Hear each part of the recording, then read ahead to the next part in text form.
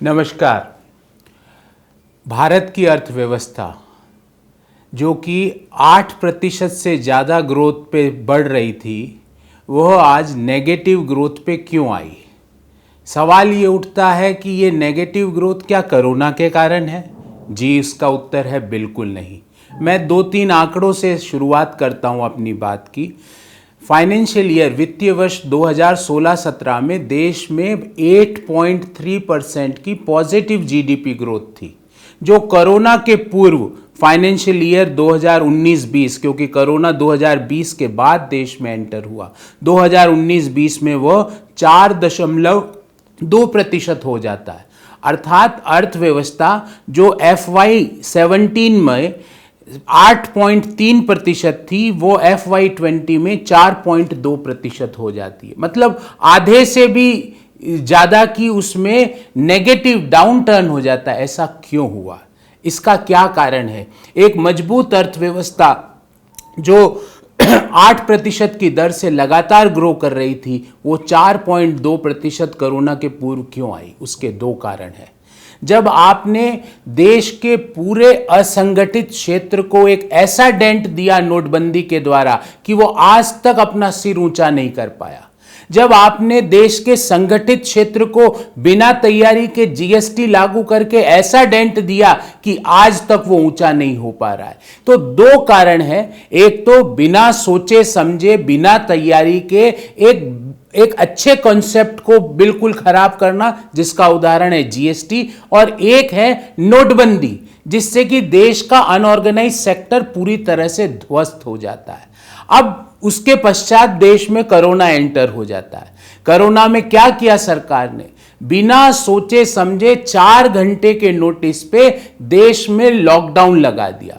और ये लॉकडाउन आर्थिक व्यवस्थाओं पे भी लॉकडाउन था। ये लॉकडाउन उन लोगों के लिए भी था जो पैदल हजारों किलोमीटर दूर अपने अपने गंतव्य स्थान, अपने अपने घरों की ओर गए, क्योंकि सरकार ने तो सोचा नहीं। सरकार तो रात को 8 बजे निर्णय करती है और 12 बजे लागू कर देती है। नोटबंदी का जो निर्णय था, जो 8 बजे जिसकी घोषणा की गई, 12 बजे लागू हो गया।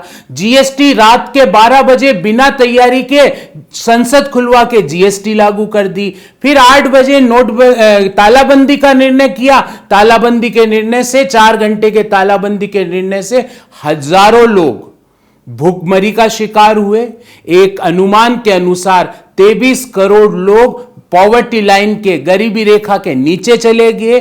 एक अनुमान के अनुसार लगभग 4.5 करोड़ लोगों ने अपना रोजगार खोया, क्योंकि अर्थव्यवस्था कोई बिजली का खटका नहीं है कि जब चाहे जब बंद कर दिया, जब चाहे जब चला दिया। जब आपने तालाबंदी का निर्णय लिया 4 घंटे के नोटिस पे, जब आपको सोचना चाहिए कि अर्थव्यवस्था के मोमेंटम का क्या होगा। तालाबंदी के कोई खिलाफ नहीं था। तालाबंदी जरूरी होती है तो करनी पड़ती है, पर आपने आर्थिक व्यवस्थाओं पर तालाबंदी कर दी। आपने किससे पूछ के, किसकी सलाह पर ये ऐसे निर्णय लिए? तो मैं ये कहूंगा कि देश की अर्थव्यवस्था को नोटबंदी से तालाबंदी के सफर ने आज नेगेटिव पे लाके खड़ा कर दिया।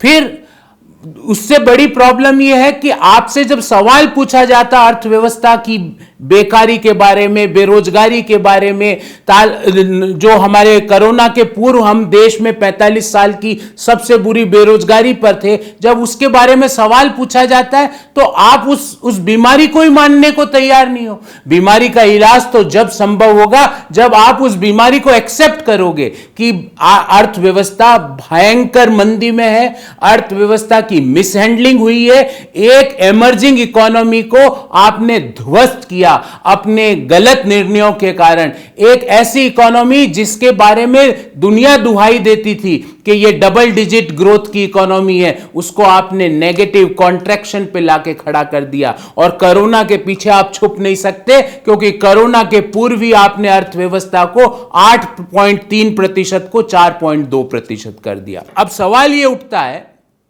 कि इस अर्थव्यवस्था को, गिरती हुई अर्थव्यवस्था को रिवाइव कैसे किया जाए। ये निरंतर बढ़ता हुआ जो बेरोजगारी है देश में, उस समस्या का निदान कैसे किया जा सके। तो मेरे पास 5 सूत्री, 5 स्टेप का प्रोसेस है।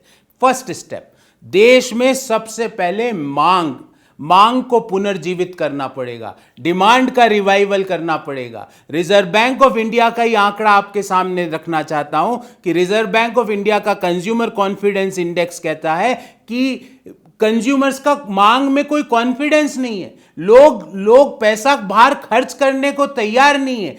इकोनॉमी में मांग जनरेट नहीं हो रही। अब मांग को कैसे जनरेट किया जाए? मांग को जनरेट करने के लिए आपको लोगों के हाथों में पैसा ट्रांसफर करना पड़ेगा। हमने जब न्याय स्कीम की बात करी, आपने बहुत उसका मजाक उड़ाई। जब देश में मनरेगा की बात आई, प्रधानमंत्री जी ने संसद में खड़े होकर ताली बजा बजा के उसकी मजाक उड़ाई। पर आज पिछले 1.5 साल में तालाबंदी के दौरान अगर कोई एक स्कीम जिसने लोगों को फायदा पहुंचाया, जिसने ग्रामीण अर्थव्यवस्था को संभाले हुए रखा, वो मनरेगा की स्कीम थी। आपने जिस स्कीम की ताली बजा के मजाक उड़ाई, आज वही स्कीम आपके सहारे के लिए खड़ी है, क्योंकि मनरेगा आजाद हिंदुस्तान की एकमात्र स्कीम है जिसको यूएनडीपी ने माना है कि मनरेगा के कारण भूतपूर्व प्रधानमंत्री डॉक्टर मनमोहन सिंह जी के निर्णय के कारण 21 करोड़ से ज्यादा लोग पॉवर्टी लाइन के बाहर आए। यह मनरेगा की कामयाबी की दास्तान है। अब आप जब मांग पुनर्जीवित करने के लिए लोगों को कॉन्फिडेंस देना पड़ेगा, लोगों के हाथ में पैसा ट्रांसफर करना पड़ेगा। इन्फ्लेशन बढ़ा के नहीं, पेट्रोल डीजल की कीमतें बढ़ा के नहीं, उससे तो आप लोगों की जेब में जो पैसा है उसको भी बाहर खींच रहे हो। गैस सिलेंडर के दाम बढ़ा के नहीं, उससे तो जो गृहिणी के हाथ में जो पैसा है उसको भी आप बाहर खींच रहे हो। आपको डिमांड साइड मांग को पुनर्जीवित करना, that is the first step. Second step, आपने पिछले 5 साल में 7 साल में सरकार ने क्या किया?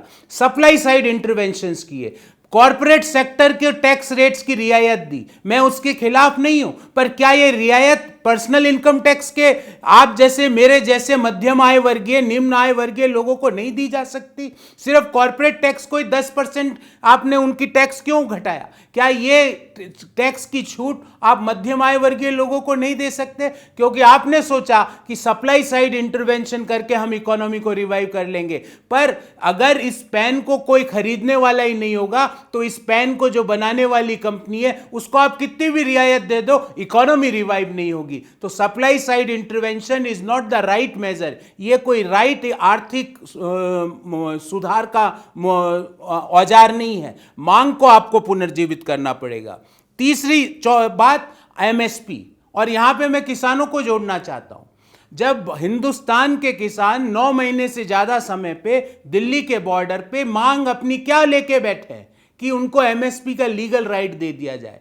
अगर सरकार ये व्यवस्था करें कि सारी के सारे जो उपज है वो प्राइवेट हो या सरकारी खरीद हो, वो एमएसपी पर ही खरीदा जाएगा, और अगर एमएसपी से कम कोई व्यक्ति खरीदता है तो ये दंडनीय अपराध है। अगर ये व्यवस्था कर दी जाती है तो लोगों के हाथ में पैसा पहुंचेगा, किसानों के हाथ में पैसा पहुंचेगा। 64 करोड़ देश के लोग खेती पर निर्भर है, उन लोगों के हाथ में पैसा पहुंचेगा, और उन लोगों के हाथों में पैसा पहुंचा तो मांग अपने आप पुनर्जीवित हो जाएगी। अपने आप मांग के साथ खपत बढ़ेगी, खपत बढ़ने के साथ रोजगार के नए साधन उपलब्ध होंगे, और जो 45 साल की सबसे बुरी बेरोजगारी में आपने धकेला, उससे देश बाहर निकल के आ सकता है। जो आपने जीडीपी को 8.25% से ज्यादा बढ़ती हुई जीडीपी को आपने कोरोना के पूर्व 4% पे लाके खड़ा कर दिया। मेरा सवाल यह है कि दुनिया में भी कोरोना सब देश में आया, पर भारत की जीडीपी क्यों -24% से गिरी?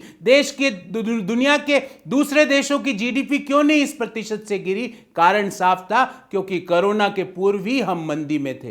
तो पहला सुधार है मांग को पुनर्जीवित करना, उसके लिए लोगों के हाथों में पैसा डालना। दूसरा, सप्लाई साइड इंटरवेंशन से सिर्फ काम नहीं चलेगा। आप कॉर्पोरेट्स को टैक्स की रियायत दे रहे हो, आप कॉर्पोरेट्स को कह रहे हो कि आप लोन ले लो, आप कॉर्पोरेट्स के 10 लाख करोड़ रुपए के जो लोन है उसको बट्टे खाते में डाल रहे हो। कभी आपने मध्यम आय वर्गीय व्यक्ति के 1 रुपए के होम लोन को बट्टे खाते में डालने की सोचा?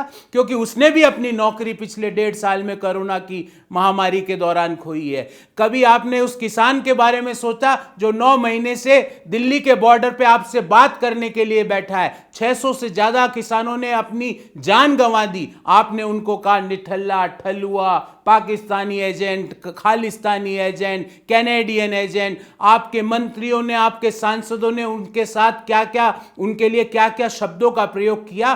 किसी भी व्यक्ति ने, प्रधानमंत्री जी हो या देश के कृषि मंत्री जी हो, इस बात का खंडन किया? बिल्कुल नहीं। तो पहला मांग का पुनर्जीवन, दूसरा सप्लाई साइड इंटरवेंशन, तीसरा एमएसपी की लीगल राइट, चौथा आपको जीएसटी को रेट रेशनलाइजेशन करना पड़ेगा।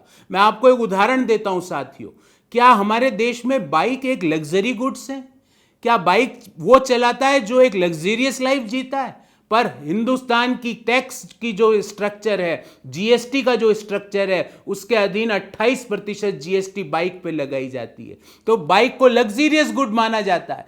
क्या हमारे देश में जो दवाइयां हैं, कोरोना के दौरान हमने मांग की कि रेमडेसिविर हो या दूसरे अन्य लाइफ सेविंग ड्रग्स हो, क्या वो जीएसटी के दायरे में आने चाहिए? क्या कोरोना की वैक्सीन पर जीएसटी लगना चाहिए? ये बड़े सवाल है। जीएसटी की रेट रैशनलाइजेशन की सख्त जरूरत है। और अंत में यह कहना चाहूंगा, पांचवा उपाय, कि आपको पेट्रोल, डीजल और गैस, इन तीनों में जो अप्रत्याशित वृद्धि हुई है उसका एक एक नमूना देता हूं।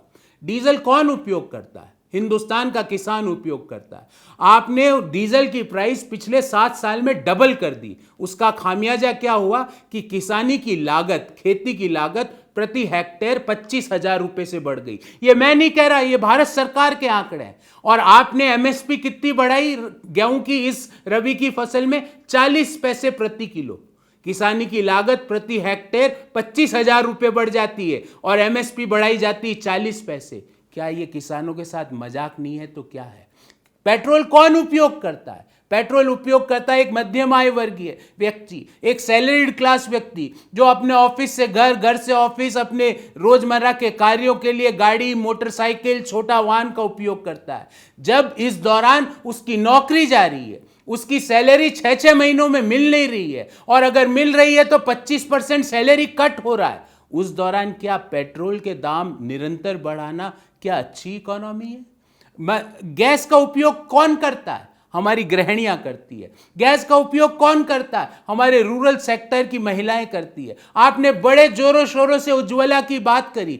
उज्ज्वला स्कीम में सेकंड रिफिलिंग लोगों ने नहीं कराई, क्योंकि आपने गैस सिलेंडर के दाम अप्रत्याशित रूप से इस साल में, पिछले 8 महीने में लगभग 200 रुपये प्रति सिलेंडर आपने गैस सिलेंडर के दाम बढ़ा दिए। उस दौरान बढ़ाए जब इकोनॉमी कॉन्ट्रैक्ट कर रही थी। इससे इन्फ्लेशन बढ़ रहा है। तो अभी हो क्या रहा है? गिरती अर्थव्यवस्था की जीडीपी, बढ़ता बेरोजगारी, गिरती मांग और बढ़ती हुई कीमतें।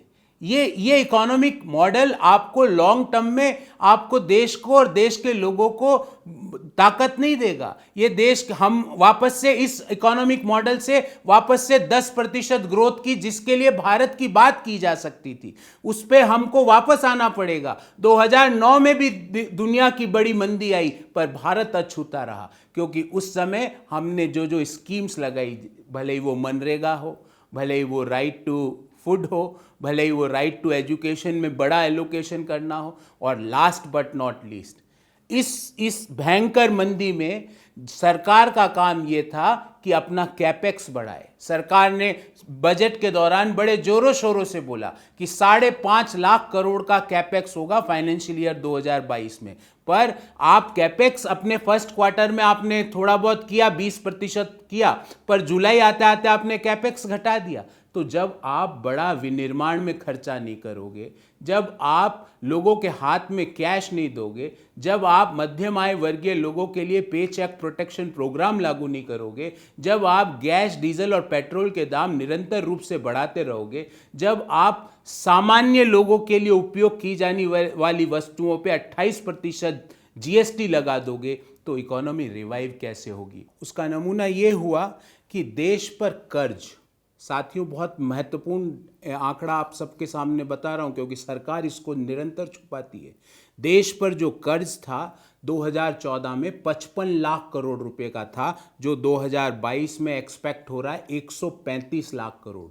मींस हर हिंदुस्तानी पर 2014 में 43,124 रुपए का कर्ज था, जो पिछले 7 साल में बढ़कर 96,361 रुपए हो गया। क्यों हुआ? क्योंकि सरकार के पास कोई आय का साधन नहीं है, सरकार की कोई सोच नहीं है। सरकार ने एक एक सेक्टर को चुन चुन के डेंट देके पूर्णतः ध्वस्त कर दिया। आपसे जब कोरोना के दौरान लोगों ने, सरकारों ने वहां के लोगों की हैंड होल्डिंग करी, हमारी सरकार ने उस समय भी एक प्रचार का माध्यम किया। 20 लाख करोड़ के पैकेज की हकीकत IMF बोलता है कि मात्र 2 लाख करोड़ है। Fiscal impact of 20 lakh crore, जो कि माननीय प्रधानमंत्री जी और वित्त मंत्री जी ने जोरों शोरों से एक पैकेज की घोषणा करी, उसमें फिस्कल इंपैक्ट मात्र 2 लाख करोड़ है। बाकी लिक्विडिटी है, बाकी लोन है। क्या लोन को पैकेज कहा जा सकता है? आप कभी कहते हो मेक इन इंडिया करो, कभी कहते हो मेक इन इंडिया में कौन सी कंपनी आई? मेक इन इंडिया में चाइनीज कंपनी आई। उसके आने के बाद चाइना का पैसा आया, उसने आते ही आपने अपनी स्कीम चेंज कर दी। अब बोलते हैं कि वोकल फॉर लोकल हो जाइए। आपकी नीतियों में कोई स्थायित्व नहीं है, आपकी सोच में कोई स्थायित्व नहीं है। आप गवर्नेंस को, और विशेषकर इकोनॉमिक गवर्नेंस को, एक डिजास्टर मैनेजमेंट की तरह नहीं चला सकते कि अभी यहां की बात कर लेते हैं, अगले दिन नई नीति। मेक इन इंडिया का क्या हुआ देश में? मेक इन इंडिया में आपने वादा किया था कि 25% आप GDP में कंट्रीब्यूशन मैन्युफैक्चरिंग का करवाएंगे, जो निरंतर घटता जा रहा है, पहले की तुलना में घट रहा है। आज 16% कंट्रीब्यूशन है मैन्युफैक्चरिंग सेक्टर का GDP में। नतीजा क्या हुआ? नतीजा यह हुआ कि मैन्युफैक्चरिंग सेक्टर, जो कि एक एम्प्लॉयमेंट जनरेटिंग सेक्टर था, वहां से एम्प्लॉयमेंट टूट रहा है, एम्प्लॉयमेंट छूट रहा है।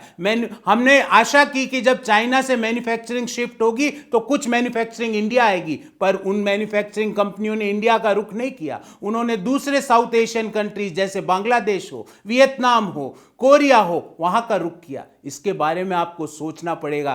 केवल भाषणों से बात नहीं बढ़ेगी, केवल डेट ले लेके, आप उधार ले लेके सरकार के खर्चों को नहीं चला सकते। आप पुरानी सरकारों द्वारा बनाई हुई संपत्तियों को बेच बेच के, पब्लिक सेक्टर यूनिट्स को बेच बेच के अपने खर्चे पूरे कर रहे हो। फाइनेंशियल ईयर 2021-22 का अनुमान यह है कि कर से केंद्र सरकार को 15.5 लाख करोड़ की आय होगी, करों से, जिसमें GST, इनकम टैक्स और सारे कर है। और ब्याज का खर्चा है भारत सरकार का 8.5 लाख करोड़। मतलब 55% जो सरकार की आय है करों से, वो तो ब्याज में चली गई। अब सरकार क्या कर रही है? ब्याज देने के लिए नया कर्ज ले रही है। इसको अगर हम जो चिट फंड कंपनियां ऐसा जो करती है, उनको पॉन्जी, उनको जालसाज चिट फंड कंपनियां कहती है, कहा जाता है। आपने सरकार की अर्थव्यवस्था को यहां लाके खड़ा कर दिया। तीन आपने काम किए जिससे अर्थव्यवस्था में डेंट आया। 2016 का नोटबंदी, 2017 का बिना सोचे समझे GST लागू करना, और 2020 का ये 4 घंटे का नोटिस पे आपने इकोनॉमी को बंद कर दिया। मैं हमेशा कहता हूं, ये 8 से 12 वाला कार्यक्रम भारतीय अर्थव्यवस्था के लिए सुचारू नहीं है। जो 8 बजे आप थ्रिल के रूप में, एक एक्साइटमेंट के रूप में निर्णय लेते हो, 12 बजे देश पे थोप देते हो, उसका नतीजा देश भुगत रहा है। उसका नतीजा ये हुआ कि आज ब्याज दरें जो 9% हुआ करती थी 1 साल की FD पे 2014 में, आज वही FD पर 1 साल के ब्याज दर हो गई 5%। एक पेंशनर अगर अपने पेंशन, उसको जो रिटायरमेंट के समय जो पैसा मिलता है, वो अगर बैंक में 2014 में लगाता था तो उसको पॉजिटिव इन्फ्लेशन एडजस्टेड ग्रोथ होती थी, जो आज नेगेटिव इन्फ्लेशन एडजस्टेड ग्रोथ है। अर्थात आज अगर कोई एक पेंशनर 10 लाख रुपए 1 साल के लिए FD कराता है तो उसमें कोई रिटर्न नहीं है, नेगेटिव रिटर्न है। जो 2014 में पॉजिटिव रिटर्न था, क्योंकि इकोनॉमी में इन्फ्लेशन भी है, इकोनॉमी में मुद्रास्फीति भी हो रही है, कंज्यूमर प्राइस इन्फ्लेशन भी चल रहा है। अगर उन सबको एडजस्ट करके देखा जाए तो नेगेटिव ग्रोथ है। तो क्या हिंदुस्तान के युवा रोजगार नहीं चाहते हैं? बिल्कुल चाहते हैं, क्यों ऐसा हुआ कि हम 45 साल की, ये कोरोना के पूर्व का आंकड़ा है, मैं कोरोना को तो एंटर ही नहीं करा रहा हूं, कोरोना के पूर्व क्यों ऐसा हुआ कि 45 साल की सबसे बुरी बेरोजगारी पर देश आ गया। कोरोना के दौरान ऐसा क्यों हुआ कि पिछले 1.5 साल में दुनिया के सारे देश आर्थिक रूप से कोरोना से बाहर आ चुके हैं, पर हमारे देश की बेरोजगारी आज भी 8 से 9% के बीच चल रही है, जो 2011-12 में 2% थी। इसके कारण क्या है? इसके लिए कौन उत्तरदायी है? इसके लिए मौजूदा केंद्र सरकार उत्तरदायी है, क्योंकि समस्या यह है कि केंद्र सरकार आर्थिक व्यवस्था को, बेरोजगारी को प्रॉब्लम ही मानने को तैयार नहीं है। जब तक आप एक रोग को एक्सेप्ट नहीं करोगे, आप उस रोग का निदान नहीं कर सकते। अर्थव्यवस्थाएं कोई डिजास्टर मैनेजमेंट नहीं है, अर्थव्यवस्था कोई बैंडेड नहीं है कि यहां लगी यहां लगा दिया। अर्थव्यवस्था long term vision, long term policies पर चलती है, और लॉन्ग टर्म पॉलिसीज पे चल के हमने दिखाया 2004 से 14 के बीच में, जब अर्थव्यवस्था ऐसी थी कि दुनिया की बड़ी बड़ी मैगजीन हिंदुस्तान की अर्थव्यवस्था का कंपैरिजन चाइना की अर्थव्यवस्था से करते थे, और 7 साल के आपके कुशासन ने आज यहां लाके खड़ा कर दिया कि बांग्लादेश की जीडीपी भारत से बेहतर कर रही है। Per capita GDP of Bangladesh is higher than India's per capita GDP. इन सवालों का जवाब देना पड़ेगा, और इन सवालों को जवाब देने के लिए पहले आपको रोग को एक्सेप्ट करना पड़ेगा, मांग को पुनर्जीवित करना पड़ेगा, सप्लाई साइड इंटरवेंशन से बाहर निकलना पड़ेगा, जीएसटी की रेट रैशनलाइजेशन करना पड़ेगा, मैन्युफैक्चरिंग सेक्टर को फोकस करने के लिए दीर्घकालीन योजनाएं लागू करनी पड़ेगी, किसानों को एमएसपी लीगल राइट के रूप में देना पड़ेगा, और लोगों के हाथ में, मध्यम आय वर्गीय लोगों के हाथ में, अमेरिका ने वहां पे जिन लोगों ने की नौकरी छूटी उनके साथ पे चेक प्रोटेक्शन प्रोग्राम लाए। हम जब बेरोजगारी की बात करते हैं, हर महीने एक आंकड़ा आता है। अभी अगस्त का महीने का आंकड़ा आया कि 15 लाख लोगों ने अगस्त महीने में अपनी नौकरी खो दी। उससे पहले जुलाई महीने में 30 लाख 34 लाख लोगों ने अपनी नौकरी खो दी। मई जून के अंतर्गत अप्रैल मई जून में 2.5 करोड़ लोगों ने अपनी नौकरी खो दी। आपने तो बात 2 करोड़ रोजगार के सृजन की थी। आज यहां पे रोजगार सृजन तो भूल जाइए, हर महीने लाखों नौकरियां जा रही है। आप आंकड़ों को छुपा के अपनी नाकामियों को नहीं छुपा सकते, क्योंकि अर्थव्यवस्था जो है वो बार बार आपको चेता रही है कि मैं रिसेशन में हूं, मेरे को सुधारो। मेरे को युवा बार बार चेता रहे हैं कि हमको रोजगार के अवसर उपलब्ध कराओ। अंत में मैं यही कहना चाहूंगा कि हिंदुस्तान के युवा, हिंदुस्तान के लोगों में वह सामर्थ्य है, हिंदुस्तान के लोगों का वह राइट है कि उनको 10% पॉजिटिव अर्थव्यवस्था मिले, नेगेटिव 8%, नेगेटिव 24% नहीं। हमारे युवाओं में डेमोग्राफिक डिविडेंड जो था, आपने उसको डेमोग्राफिक डिविडेंड को डेमोग्राफिक डिजास्टर में तब्दील कर दिया। प्रधानमंत्री जी 2014 से पूर्व हमेशा डिविडेंड, डेमोग्राफिक डिविडेंड की बात करते थे। कहां है इस शब्द का प्रयोग? प्रधानमंत्री जी क्यों नहीं करते आज आप पिछले 7 सालों में? क्या विपक्ष में रहने के दौरान ही इन शब्दों का प्रयोग किया जाता है? देश की सरकार, देश के युवा, देश के लोग ये सवाल बार बार सरकार से पूछ रहे हैं। अंत में यही कहूंगा, कैपेसिटी यूटिलाइजेशन बढ़ाइए, कैपेक्स बढ़ाइए, क्योंकि जब तक कैपेसिटी यूटिलाइजेशन नहीं बढ़ा, प्राइवेट सेक्टर भी नया इन्वेस्टमेंट नहीं करेंगे। आज देश में कैपेसिटी यूटिलाइजेशन पिछले 8 क्वार्टर्स में 70% से कम है। अर्थात अगर मैं 100 पेन बना सकता हूं तो मैं 70 से कम पेन बना रहा हूं। जब मैं 70 से कम पेन बना रहा हूं तो मैं नया निवेश करूंगा नहीं इकोनॉमी में। मैं नया निवेश नहीं करूंगा तो नए रोजगार के साधन उपलब्ध नहीं होंगे। नया निवेश मैं जब भी करूंगा जब नई मांग होगी बाजार में। ये इतनी सी कक्षा 11 की इकोनॉमिक्स माननीय वित्त मंत्री जी क्यों नहीं समझ पाती हैं? माननीय प्रधानमंत्री जी और उनके एडवाइजर्स ये इतनी सी बात क्यों नहीं समझ पाते हैं? हिंदुस्तान के लोग आपकी 4%, 3%, नेगेटिव 24% जीडीपी के लिए नहीं है। युवाओं को रोजगार चाहिए, आपके जुमले नहीं चाहिए। मेरे बताए गए सुझावों पे गौर कीजिए और देश की अर्थव्यवस्था को वापस पटरी पर लाने का काम कीजिए। बहुत बहुत धन्यवाद। जय हिंद, नमस्कार।